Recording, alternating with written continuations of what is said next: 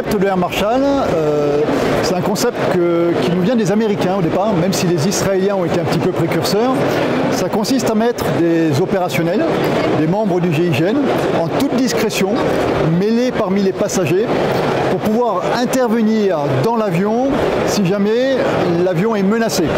Vraiment une menace directe sur l'intégrité physique de l'appareil ou l'intégrité physique d'une personne. Donc le but, c'est qu'il ne se dévoile que si vraiment il y a une action terroriste ou une action de grande criminalité. Donc ce sont des gens qui rentrent dans l'appareil armé, il y a tout un process, un protocole pour qu'ils rentrent armés. Il y a un process éventuellement pour communiquer avec le commandant de bord qui est le seul au courant de la présence. Et sinon, tout le reste, on est en low profile et on est au milieu des passagers, prêts à intervenir au moindre incident.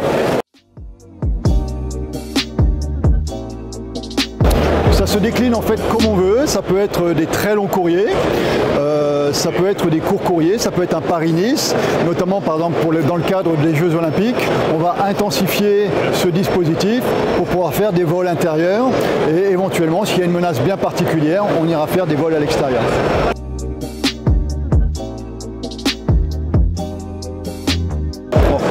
Il y a nos Air Marshall, ils sont là pour ça, ils sont armés, théoriquement ils doivent neutraliser la menace.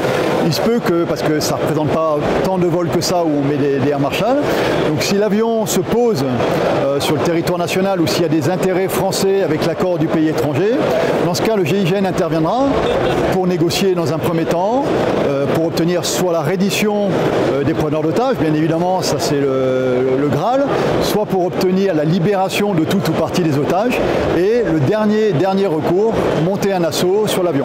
Sachant que monter un assaut sur un avion, le GIGN l'a déjà fait plusieurs fois, on retient tous l'image de Marignane en 1994, mais il y a eu d'autres opérations avant.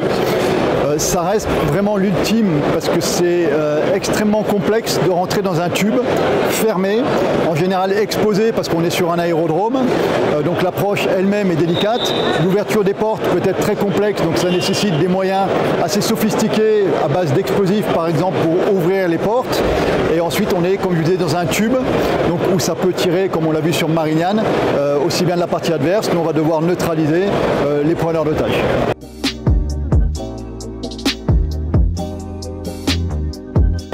Il y a plein de partenaires en fait dans le domaine du contre-terrorisme aérien. Nous on travaille par exemple avec les aéroports pour bien connaître les aéroports, voire même éventuellement participer à l'aménagement des aéroports.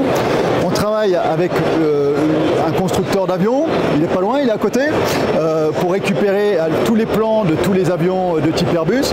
On travaille avec les compagnies aériennes françaises pour récupérer tous les plans en amont de tous les avions des compagnies aériennes. On travaille aussi avec d'autres partenaires pour faire du catering, pour éventuellement se substituer s'il y a une liaison à faire directement sur l'aéronef. On travaille pareil pour pouvoir se substituer s'il faut aller faire du fueling, donc catering tout ce qui est nourriture, fueling tout ce qui est ravitaillement en kérosène. Donc en fait c'est tout l'écosystème qu'on essaye de s'appréhender, mais nos partenaires principaux bien évidemment ça reste les compagnies aériennes.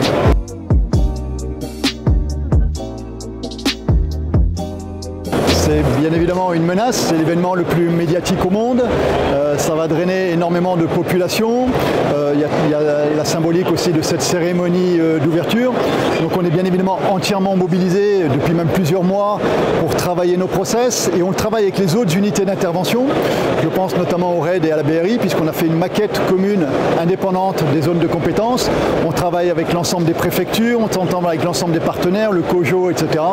pour être prêt le jour J, sachant que le GIGN est l'ultima ratio, c'est-à-dire que théoriquement, si on intervient, c'est que l'ensemble des dispositifs passifs et actifs qui auront été mis en place par la gendarmerie, par la police, par les autres acteurs de la sécurité, ça veut dire qu'il y aura eu une faille et que l'adversaire se sera engouffré dans cette faille. Et c'est là qu'on intervient, donc on ne le souhaite pas. On se prépare au pire, mais on espère bien évidemment que le pire n'arrivera pas.